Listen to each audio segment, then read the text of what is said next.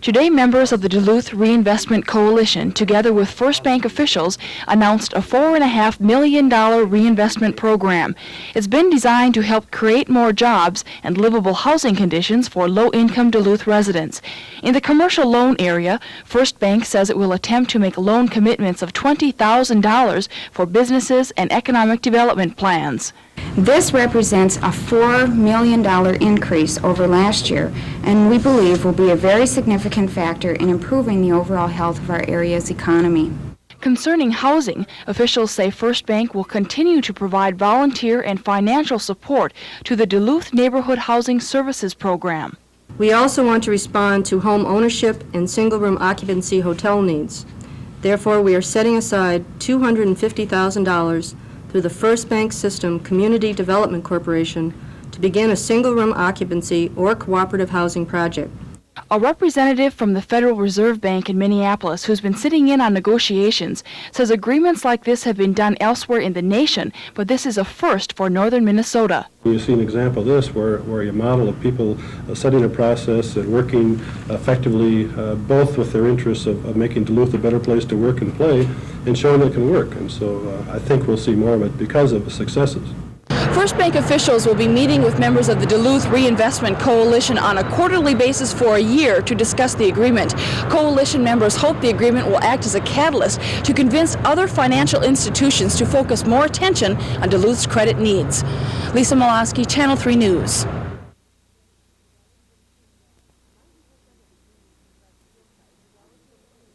"90% of the Union compressed steel site has already been cleaned up, but the remaining 10% is hazardous waste, and clearing that away will take a little longer."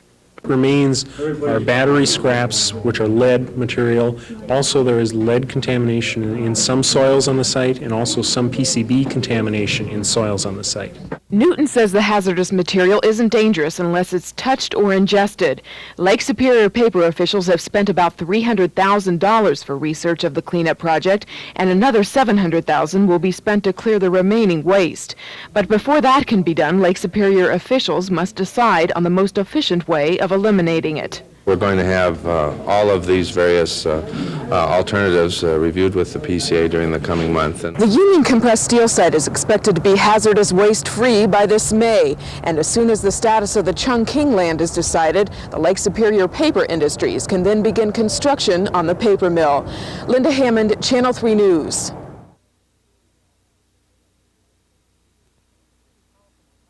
Suitable for that building. Superior City Councilman Thomas Mihalik's motives in questioning Palucci's gift to the city may have been sincere, but according to Mayor Bruce Hagan, his timing was bad. For just hours after learning of Mihalik's concerns about what the gift could conceivably cost the city, Palucci angrily asked for the keys to the building. According to Mayor Hagan, the situation really didn't change that much over the weekend, but talks with Palucci's representatives in Duluth this morning could reopen the doors to this building and the economic development opportunities it represents. Mr. Palucci has taken the building back, and the basic situation is that Mr. Palucci wants the City Council to decide whether or not they're interested in what the administration and the Development Association has acquired. If they're not interested, then they're to say they are not interested, and if they are interested, then he may reconsider. Mihalik told us today he certainly did not expect that type of response, but he does feel he raised legitimate questions that should be discussed before the city assumes the responsibility that comes with accepting Palucci's gift. That discussion will take place in the council chambers on April 15th. If the council doesn't agree to accept the building then, Hagan feels Superior's economic development efforts will have suffered a serious blow. Tonight at 10, he'll explain why. Jeff Potts, Channel 3 News.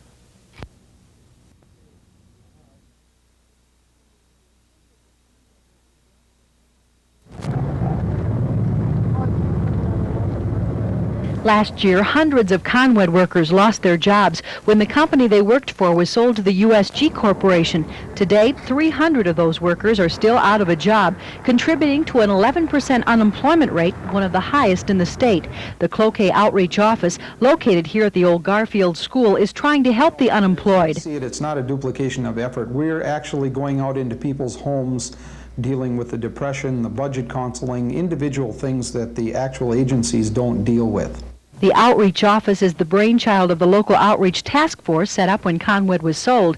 Task force members were also unemployed workers caught up in the confusion surrounding the many programs offered to them.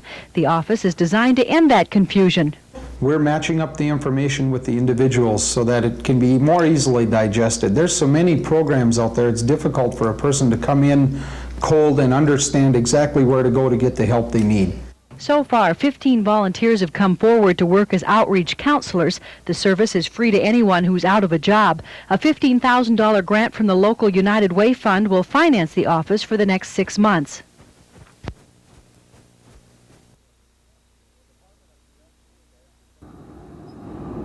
The Department of Corrections says the St. Louis County Jail is badly overcrowded, needs more staff, and has a history of health and sanitary problems. The department wants the county to correct them before an inmate files a lawsuit. It's our opinion that we cannot continue to allow the facility to continue to evidence the problems that currently exist without attention.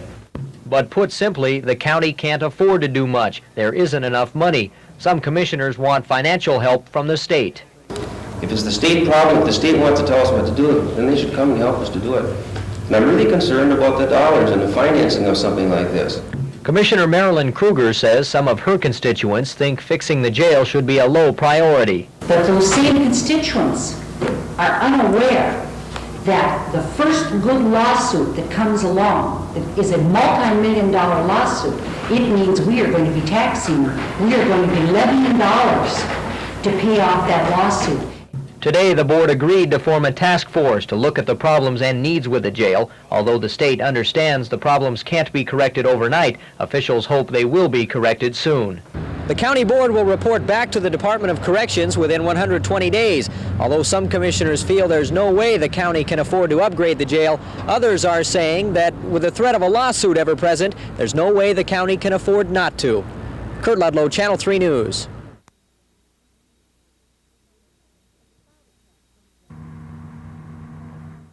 As a child of 10, Toni Gilman was thrown into showbiz to help feed the family during the Depression. By 13, she was playing adult comedy leads on Broadway. Since those early days, she has been in 10 Broadway shows and dozens of film and television productions.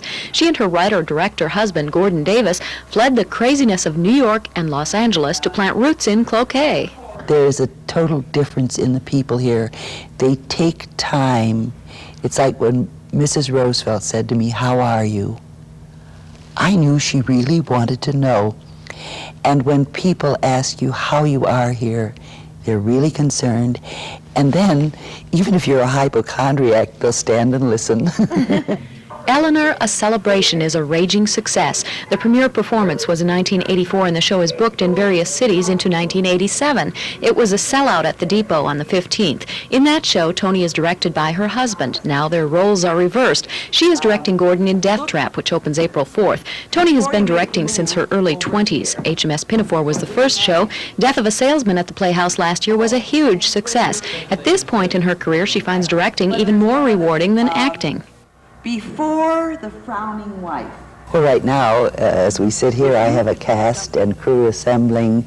We're in rehearsal to open on April 4th at the Duluth Playhouse with Death Trap, a remarkably fine, good mystery play, maybe one of the best ever written. To see so many fine actors come to fruition, this is more joy than just bringing my own character or own role to fruition. To Toni and Gordon, it is the warmth of the people, the beauty of the area, and the quality of life which make living in the Northland so special. A better addition to the population could not be found. Debbie Nerby for Channel 3 News.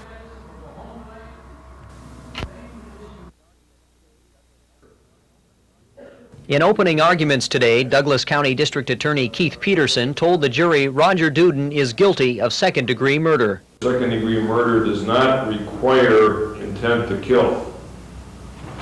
So any question of this murder being deliberate or intentional or purposeful is just not relevant here.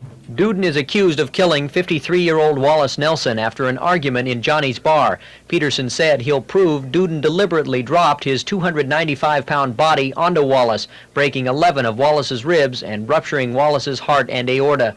Duden became emotional when defense attorney Pat O'Neill recounted Duden's version of events. O'Neill said Duden became infuriated when Wallace made derogatory remarks about a woman friend of Duden's. Wallace also allegedly grabbed her at one point. O'Neill said Duden will testify he refrained from hitting Wallace and just pushed him.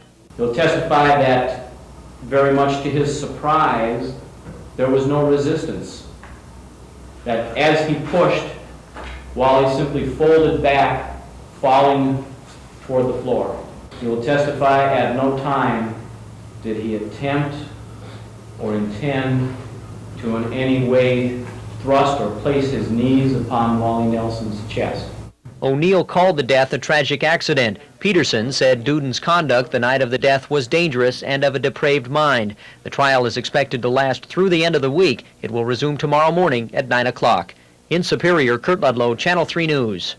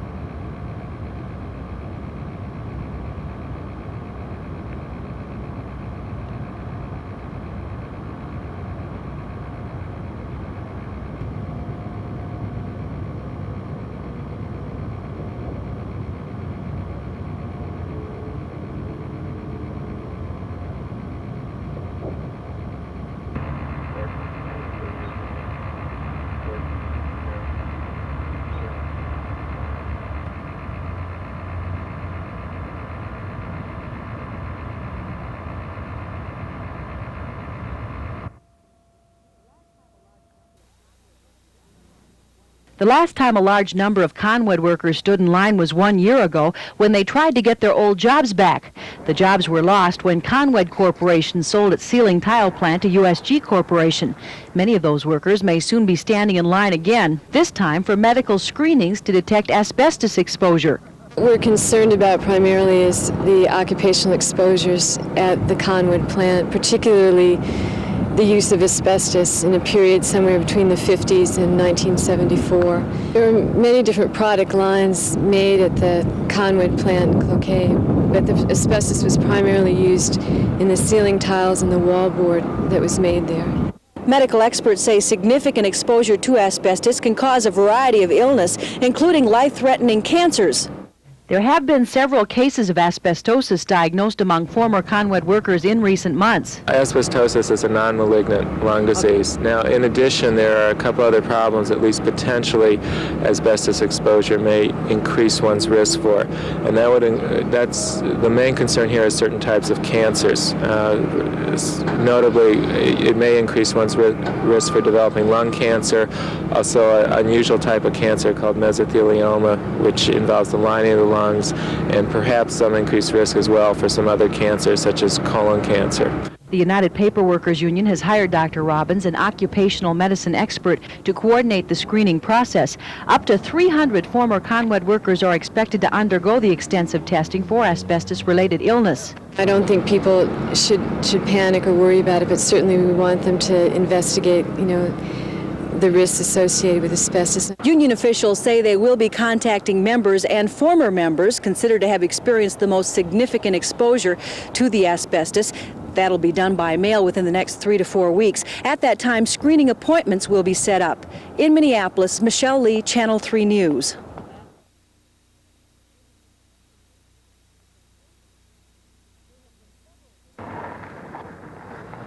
There have been several cases of asbestosis diagnosed among former Conwed workers in recent months. As a result, the union representing those workers has decided to set up a program to offer free medical screening to workers who may have been exposed to asbestos. Well, what we're concerned about primarily is the occupational exposures at the Conwed plant, particularly the use of asbestos in a period somewhere between the 50s and 1974. There were many different product lines made at the Conwed plant in Cloquet, but the asbestos was primarily used in the ceiling tiles and the wallboard that was made there. Depending on the severity of the case, asbestosis can be deadly. Dr. Thomas Robbins, a noted expert on occupational medicine, has been hired by the union to set up the screening process, which will be conducted in Cloquet. Asbestosis in and of itself can be a very serious disease. Cases can range from quite mild to quite severe. In the case of someone with a very severe case of asbestosis, it can become quite disabling and, as a matter of fact, can actually lead to death. Robbins says long-term exposure to asbestos can also lead to certain forms of cancers. His screening program, which may attract as many as 300 former Conwed workers, is designed to detect both asbestosis and cancer. But at this point, the doctor says there's no reason for panic.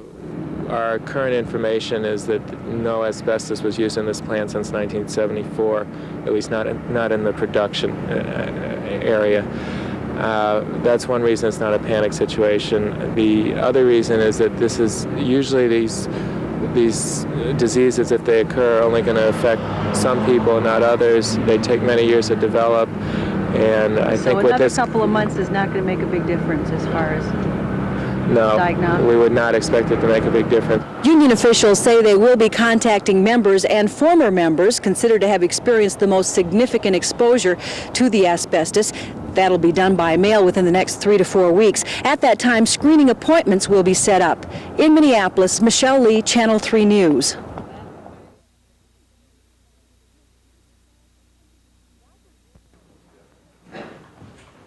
Roger Duden has pleaded innocent to the charge of second-degree murder.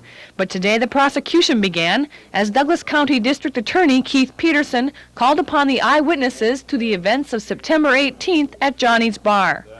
2 witnesses testified they saw Roger Duden drop his knee and 290-pound frame onto Wally Nelson's chest following an argument between the 2 men.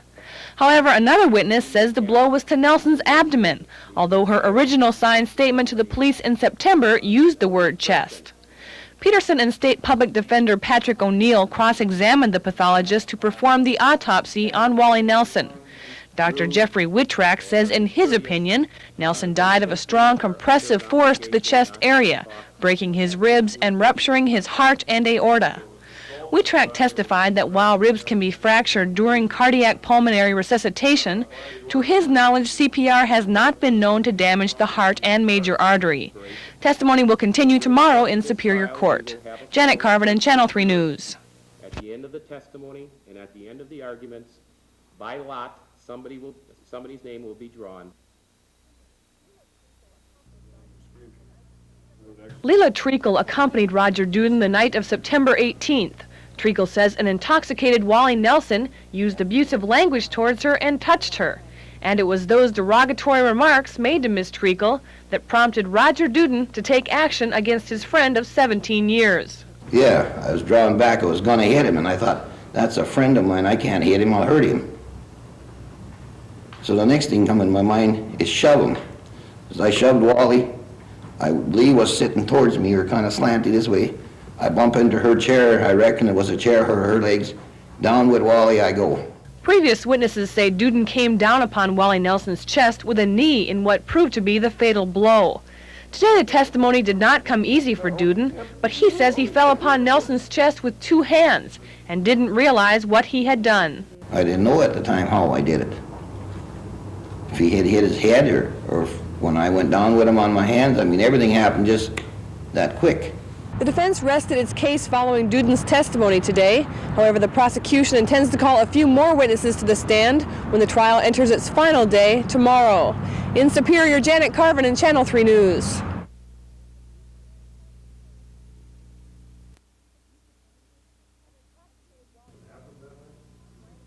An intoxicated Wally Nelson used abusive language and touched Roger Duden's date on the night of September 18th. Leila Treacle testified today in Superior Court how Nelson's derogatory remarks prompted Duden's action toward his longtime friend. Yeah, I was drawing back. I was going to hit him, and I thought, that's a friend of mine. I can't hit him. I'll hurt him. So the next thing come in my mind is shove him. As I shoved Wally, Lee was sitting towards me, or kind of slanted this way. I bump into her chair. I reckon it was a chair, her legs. Down with Wally I go. Douglas County District Attorney Keith Peterson says Duden's conduct was dangerous that night and that he came down upon Nelson's chest with his knee and 290-pound frame. Duden took the stand himself today, but the testimony did not come easy. He maintains he came down with two hands to Nelson's chest with no intention of injuring him. I didn't know at the time how I did it. If he had hit his head or when I went down with him on my hands, I mean, everything happened just that quick. The defense rested its case following Duden's testimony today. However, the prosecution intends to call a few more witnesses to the stand when the trial enters its final day tomorrow. In Superior, Janet Carvin, Channel 3 News.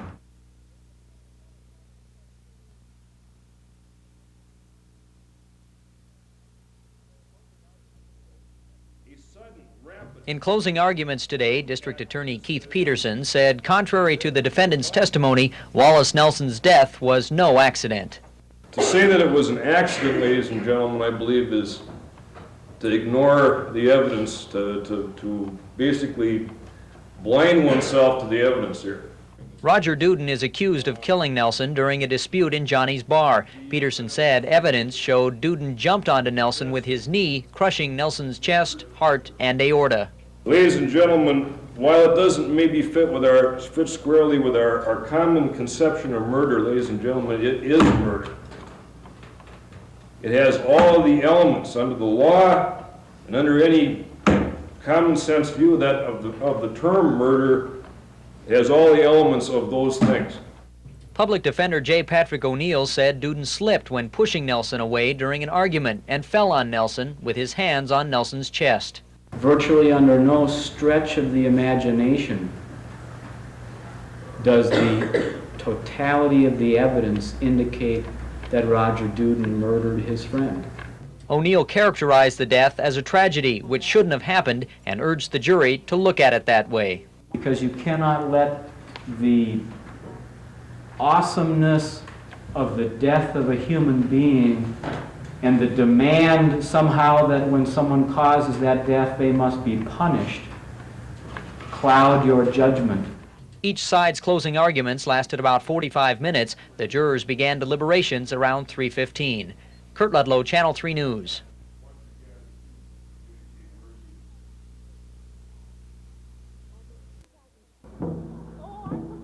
Almost 2,000 people, some clad in costumes and most carrying signs, packed into the Ashland High School gym, all in attempts to prove to the DOE that Wisconsin is not the place for a radioactive waste site. I think we have to show the Department of Energy that the people here in Wisconsin are really fired up and they don't want to dump in their lands. The Department of Energy has a horrendous record for leaks all over the country, any place that they've tried to handle high-level waste, and I don't want to see that going on here.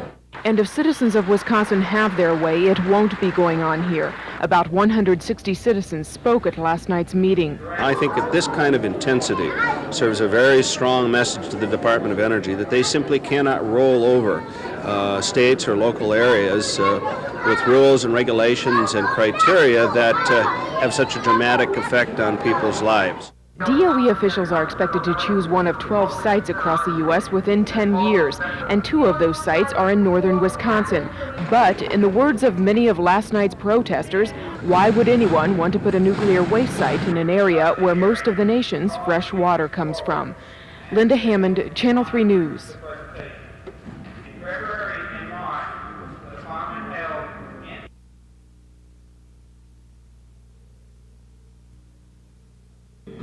I expect to live here till I'm 90. It's the nukes that must go and not me. This is how today's nuke waste rally started, with signs like this mocking the government, and most importantly, lots of people. The crowd of about 200 equipped with their signs marched to the Ashland High School, and there they met with DOE officials and representatives and senators, all in the hopes of keeping Wisconsin radioactive waste free. I think testimony like this puts the area on record and citizens on record that we are not going to stand idly by, but we're going to resist this until both of these sites and hopefully other sites are removed. DOE officials say this area in Wisconsin was chosen because of its granite rock. They say the waste will stay in the rocks for 10,000 years. The people in the Department of Energy have rocks in their head, literally and figuratively. To consider that you would build a site that can contaminate an entire economy, an entire state, and destroy the economy of that state for 10,000 years by considering only the rock formation shows how superficial and simple-minded they are about the whole aspect. I think we have to show the Department of Energy that the people here in Wisconsin are really fired up and they don't want to dump in their lands. I'm very concerned about the DOE thinking that they will put a dump here. I don't think it should be dumped anywhere. DOE officials have chosen 12 places in the U.S. to review for actual sites, but officials say the more support from residents, the better the chances are of Wisconsin remaining nuclear waste free. Linda Hammond, Channel 3 News.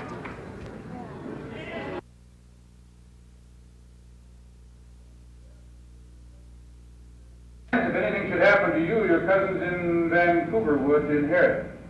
This is a scene from the play Death Trap. For you and I, it is easily interpreted. But for a person who can't hear, it's a different story. Because a deaf person needs to not only watch the actors here on stage, but he must also watch the interpreter that sits here in this chair. And lifelong interpreter Amy Weedman is the person the deaf audience watches. Interpreting is a facilitator of communication, and that's what we're here to do, and so we are just facilitating their means of communication so that they can enjoy everything that anybody else can, anybody that, quote, normal people do. Weedman's parents are both deaf, so sign language for her has always been second nature, and through Amy's talents, say some of today's audience, they can enjoy the play like anybody else.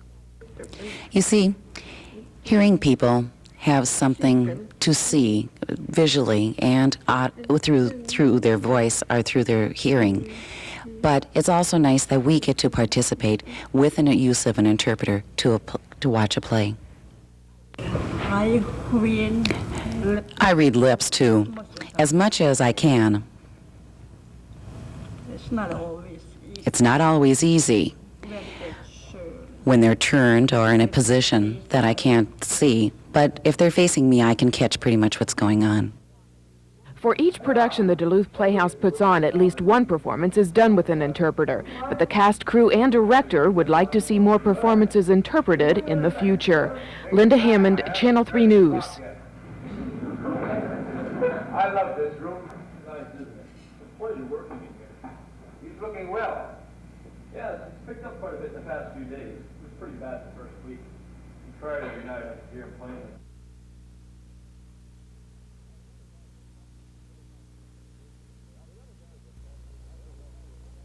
Now, the other guys will tell you that their rust proofing is as good as Z-Bart. But do those guys get at those hidden areas where the rust starts, like inside door panels and seams and moldings? Well, Z-Bart does. With their 9 patented tools, they apply proven rust protection to all the vital areas. And that can mean your car or truck will be worth up to 15% more at trade-in time. Insist on Z-Bart.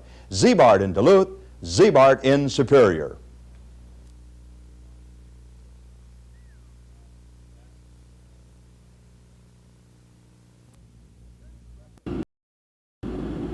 Attorneys representing the city of Duluth were hopeful they would learn more about how far Gino Paolucci is willing to go to challenge the city's use of eminent domain in acquiring the former Chungking property to make room for the Lake Superior paper mill. Paolucci remains adamant in his desire to retain the property as a prime location for a Chinese vegetable packing plant, which he says would employ 1,000 underprivileged workers. What attorneys representing the city did learn today was that Judge Jack Lippman appears willing to move the matter along as quickly as possible. That despite a shortage in district court judges brought on by the retirement of Judge Donald Auden. Attorneys handling the land acquisition for the city see that as an encouraging sign. A lengthy court delay could deal the paper mill a fatal blow. But many of the questions related to Paolucci's legal options remain unanswered. A private engineering firm he's hired to reevaluate the possibility of his packing plant and the paper mill coexisting is just getting started, and the results won't be available for about 5 weeks. Attorneys representing the city hope to have the question over the purpose and authority of the land acquisition answered long before engineering questions come into play, thus clearing the way for the city to take title to the property in question. Jeff Potts, Channel 3 News.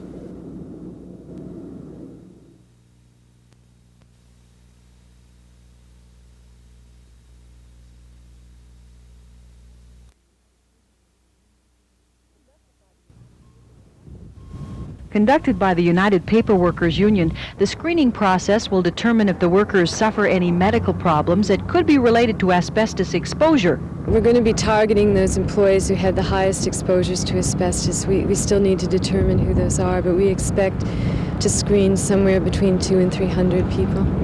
Significant exposure to asbestos may lead to asbestosis, lung cancer, and colon rectal cancer.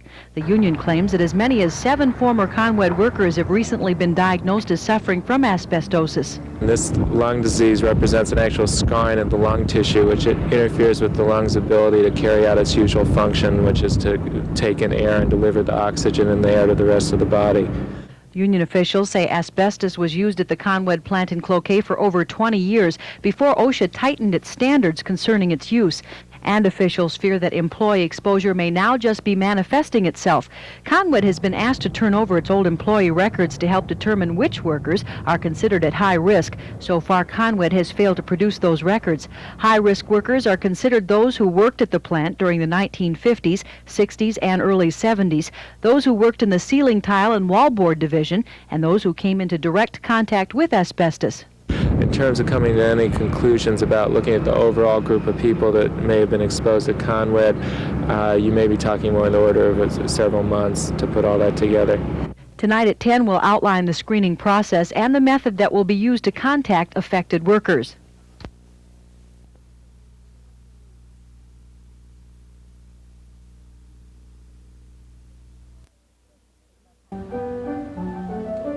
Each of us has at least one hidden talent. Children at the Hermantown Elementary School have been exploring different areas to find their special skills. They demonstrated their accomplishments today during the Arts and Academics Awards ceremony. Instructor Joan Tansky initiated the idea. I adopted it from the Uppsala School District. I went to a workshop and I heard all about it, and I wanted to, I'm in charge of the Gifted and Talented program here, and I wanted to have a Gifted and Talented Day for the whole school. Everyone from the kindergarten to the 5th grade was involved. For some, it was a chance to explore the fine arts. For others, it was an opportunity to explore the mysteries of science or math. 17 different categories that they can choose from: the arts, the performing arts, the visual arts, all the academic areas, math, science, spelling, that type of thing. And they've had a month to get ready for it. And then this last week, we've had different judges from different areas that have been looking at all the things. The 600-plus students were extremely enthusiastic about the project, as were the teachers, and the children outshone themselves, demonstrating some outstanding abilities. The older students were judged on their endeavors during the past week and given special ratings, but no one went away empty-handed. Debbie Nerby for Channel 3 News. Wisconsin Lieutenant Governor James Flynn actually kicked off the state's advertising campaign yesterday in Chicago, but that seemed the best place to do it. Indeed, Wisconsin makes up the biggest share of that vacation market, capturing almost a full fourth of the vacationers from Illinois. So it's a very important part of Wisconsin's promotion effort, and that's why we began there. Flynn says the state will use billboards, radio, and TV to push the Escape to Wisconsin message in Illinois, Minnesota, and Iowa. This particular campaign, we anticipate, will reach more than 15 million people, and it will involve some 250 million exposures. People will see these billboards and television spots and hear the radio spots some 250 million times. Estimates show that 350,000 tourists will hear that message and spend $74 million in the Badger State. John Schottel, Channel 3 News.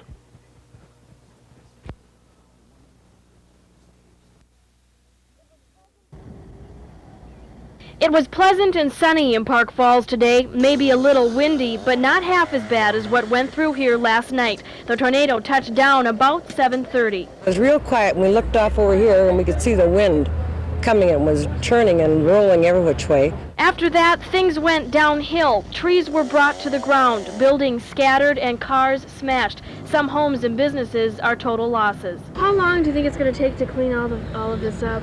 I have no idea. No idea.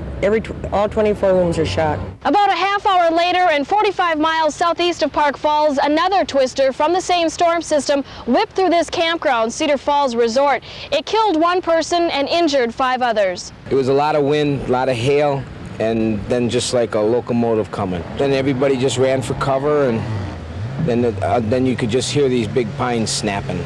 Just snapping off and flying through the air. It traveled at a speed of 60 miles an hour. Officials estimate winds peaked at more than 100 miles an hour, judging from tree damage.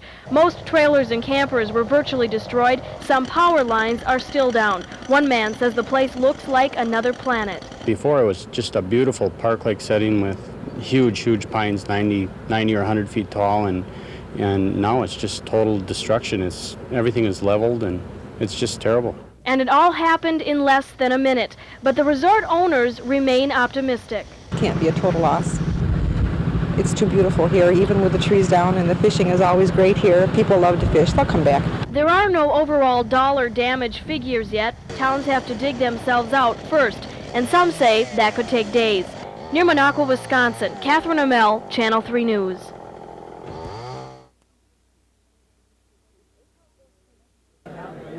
It's April 13th, just 21 weeks away from the primary elections for governor. They're worried about me because the polls show that I would defeat Tony Earl in the next election, and I think he's got a lot of things to be concerned about. I am leading as far as the Republican candidates are concerned. But other Republican candidates running for the endorsement of governor would just as soon ignore that comment, including Dane County businessman Jonathan Berry. I concentrate on the economic development of the state with a good emphasis on the tourism industry and the North. I was most recently up here on a snowmobile ride from Rice Lake to Ashland, and I really feel that Wisconsin is, as a state, is pretty much forgotten about our friends up here. Also gearing up for the September 9th primary elections is businessman George Watts. I think the central issue of this state is job development. What could be more logical if Tony Earl has failed miserably in job development than to have a businessman bring business back to this state? And agreeing with Watts is opponent Al Wiley Jr. Well, I think the most important issues are getting people back to work. And as a former engineer and as a physician and a bioscientist, I have some ideas on how we can use our knowledge-based to develop a new knowledge-based system of industries in this state. Although all four candidates have an idea of what issues they'd like to concentrate on, none offered any substantial solutions. But come September 9th, voters will decide on who concentrates on what. Linda Hammond, Channel 3 News. There may not be as many people rushing to the post office to beat the annual tax filing deadline tomorrow night, at least not in our area. Local tax preparers say the number of people waiting until the last minute to file has declined over the past few years. It's not like it was years ago when maybe every office was probably doing 40, 50 returns on the last 2 days each day. Now we're down probably 20 or 30, so it's probably dropped in half. But there are many people who will either be staying up late tonight to work on returns themselves or will rush into the nearest tax preparer's office to get help. And those who wait tend to make more mistakes when filing tax forms. Some people who are probably doing their own probably will forget something, or some of them all of a sudden panic, have nothing together. They may throw together just the return without deductions or adjustments. Tax preparers say the main thing is to get returns in on time. If you don't and you owe money, you'll be charged a 5% penalty for each month your taxes are late. So somebody who has their return done, owes money, can't afford it, should at least file it on time, even though they can't pay at the time they're filing it. If you file your tax returns without the proper deductions, you can refile up to 3 years later on a 1040X form. So as long as you get your return in on time, you can always go back and correct your mistakes. Lisa Molosky, Channel 3 News.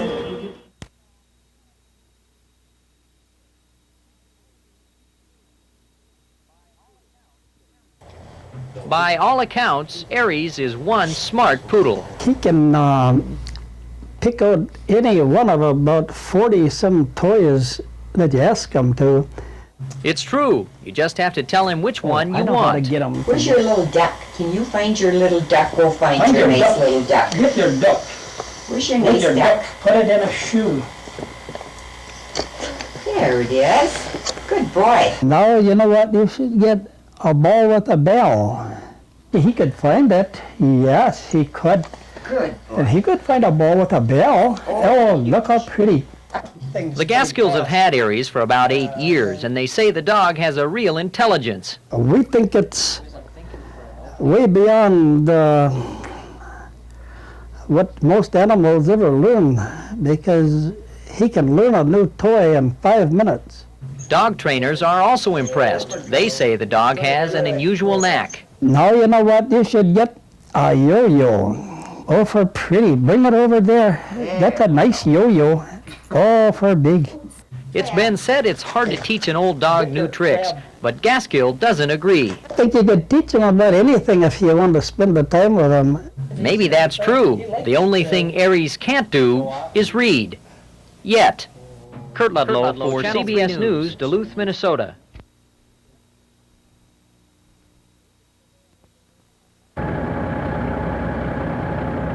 David Claveau was a most unlikely hero until May 25th, 1985.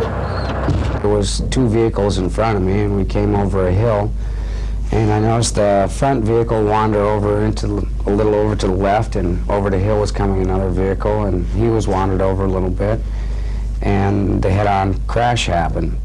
David's fully loaded 18-wheeler skidded to a stop on Highway 53 south of Spooner. I grabbed my first aid kit and got out of the truck and got to the first vehicle and found that neither persons in that vehicle had any vital signs whatsoever. I ran over to the second vehicle and seen that everybody in that vehicle was badly hurt, but they were awake. David revived one person in the first car. There was nothing he could do for the other person. But then he was by himself. None of the 20 or so onlookers would help him, and to this day he can't understand it. I wonder if it was one of their kids was sitting in that car, if they would have felt the same way that morning. Emergency crews arrived, but the severity of the accident quickly depleted their air supply to power their emergency cutting tools. David Claveau to the rescue again. He was able to tap into the air supply right off the air compressor on my truck and give us all the air we needed to chisel him out from that point on. David is one of 4 national highway heroes. The trucking industry considers the award equivalent to a Medal of Honor. He's won at least $5,000 and a trip to the Daytona 500. David's on the road quite a bit, and until that fateful Saturday, he'd never been involved in such an event. It taught him that life is fragile, that life can be taken, but that life can be saved. Yeah, I would do it again, and it wouldn't be for the recognition. Because that's the kind of person he is, and people like David Claveau make the world a little better place for all of us. Kurt Ludlow, Channel 3 News.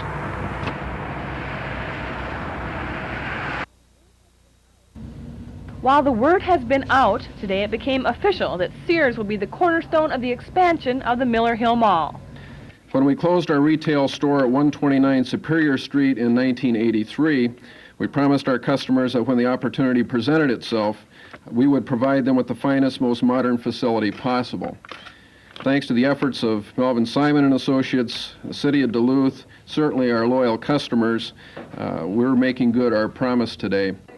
The joint venture plans of owner and developer Melvin Simon and Associates and Sears Roebuck were unveiled today for city officials, Secretary of State Joan Grow, and citizens, all pleased with Sears' return in the community. We're looking at a major turnaround for this community and a major turnaround for this region. That's new jobs, new investment, new taxes. And yet we're doing it with what we do best, tradition, and with the people who have helped us along the way, and that's Sears. The 100,000 square foot Sears store will extend southeast of the mall, along with 90,000 square feet of leasable area, including a food court. And 850 parking spaces will be added to accommodate more shoppers. Site preparation has already begun, with the actual building construction to begin in July. Meanwhile, Melvin Simon and Associates will begin pursuing retailers to lease the more than 35 available spaces. Janet Carvin, Channel 3 News.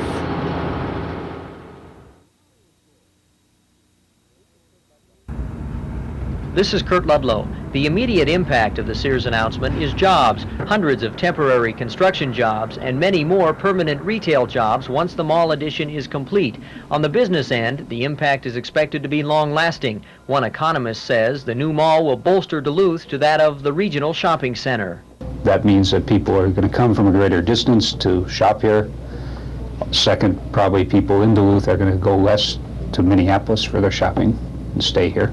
And that means more money will be spent locally, and as competition heats up, the shops will have to have more of a selection of products, which is better for you. I think it'll be better for the consumer. I think even those other big retailers would see this as a plus, that it'll add to the total, and they're not going to fight over the same pie that existed before, so everybody can come out ahead. It was 1983 when Duluth's economy hit bottom. Steines says the Sears announcement shows confidence in the region once again. The announcement is expected to send a clear signal to businesses and industries nationwide that Duluth is a good place to locate.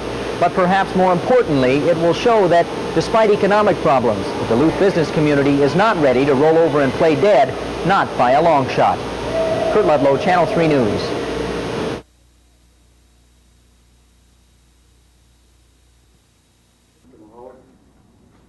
It will cost the City of Superior $969,000. The plan calls for repaving Belknap Street, sprucing it up with Christmas decorations, and building a park with a tourist information center. Right now there's a tourist information center located in the SS Meteor Ship Museum, but that's only open half of the year, and developers say that tourists drive right on by. Right now, and you must recognize that I have been here 8 months. My predecessor, Mike McNamara's task force on tourism, has long studied and recognized the fact that right now the tourist is traveling through our area rather than to our area. That more visible, more attractive, more effective information center will stop those people, and we're firmly convinced that without it we wouldn't maximize the potential of the tourism industry. Community leaders say Superior has seen enough bad news in the past few years. It's time to spruce up the town and get its economy going again. Obviously, the severe loss of jobs that we've experienced is going to have a psychological effect on our population.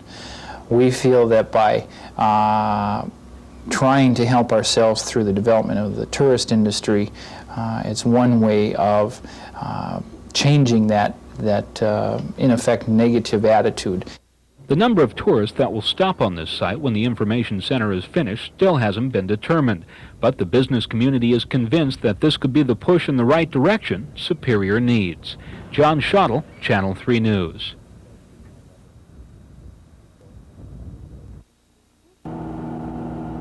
This cat isn't sitting quietly for a photograph. This is someone's pet that's being freeze-dried. Freeze-drying is a process that keeps animals looking lifelike for years after they die. The process was started by Roger Satzer, who runs Preserve-A-Pet in Nisswa, Minnesota. It started out kind of erratic, but a little chipmunk about 3-4 years ago was chewed up by a dog or killed by a dog, and the person asked us if we could freeze dry it, so we did, and he was very happy, and word gets around and news media got involved and so forth, and all of a sudden people with pets started calling. Well, it started growing. This is how freeze-drying works. Pet owners ship their deceased pets to the company frozen, along with photographs of how the owner wants the pet to look. The animal is then thawed and shaped into position. Once shaped, the animal is placed in a vacuum chamber at a temperature of 5 degrees below zero. The freeze-drying process, which takes between 30 days and 6 months, takes all the water out of the animal's body without altering its shape or size, but it reduces its weight by 70%. There's a range of prices there because of the position. The poundage and the position makes the difference. A small cat in a sitting position will cost you about $350. A German Shepherd between $1,500 and $2,000. Do you ever turn anybody down? No. We can do anything that people want to pay for. Satzer says up to this point the company has been spending money to get the business rolling, but plans to franchise it are already being finalized, and he expects it could develop into a multi-million-dollar business within no time. In Nisswa, this is Lisa Molosky for Channel 3 News.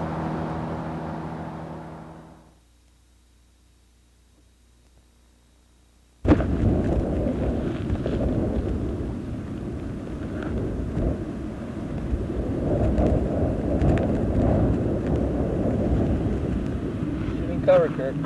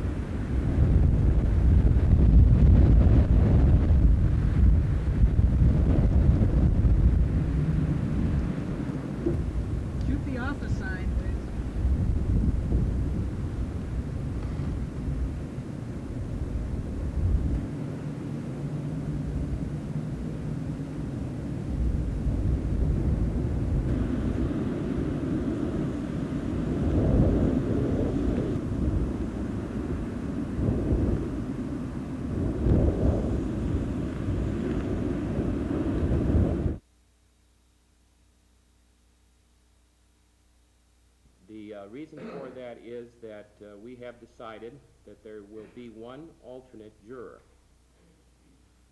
That alternate is not known at this time. Unfortunately, we don't have a jury box for 13 chairs, so someone has to have a seat out there. All right. Mr. Peterson, are you ready to proceed? The only individual, if you have any questions, not about the trial or anything that you hear, but if Any questions concerning any? Intentionally killed Wallace Nelson. State contends that the evidence and other witnesses will be produced that will tell a much different story. Among them will be Pam Rutz, the team that Pam Rutson was playing on, and a team from Johnny's Bar, which a lot of the other people in the bar that night were playing on. Wally, they found him. Roger realized that Wally was highly intoxicated at the time. He had between them a beer or two. Meanwhile, Wally was going up and down the bar. In addition to the testimony that you will hear from Roger himself, you will hear testimony from a variety of witnesses. As Mr. Peterson indicated, there were quite a number of people in Johnny's Bar that evening. There was a pool tournament going on. There was Johnny's team represented and players on Johnny's team. There were have a hobby farm. Roger, how was it that you became acquainted with Mr. Nelson? Well, about 17 years ago, I was coming to Duluth. One night I met a truck that was broke down, and it happened to be Wally.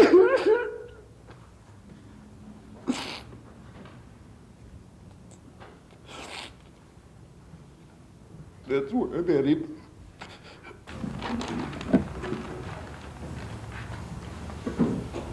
We, the jury, find the defendant Roger Dean Dutton not guilty. Be quiet. Ladies and gentlemen of the jury,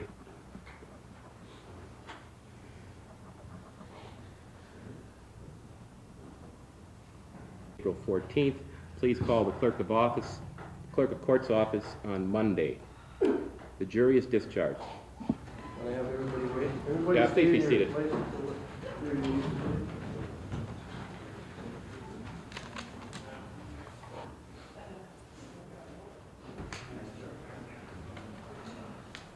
What did you need?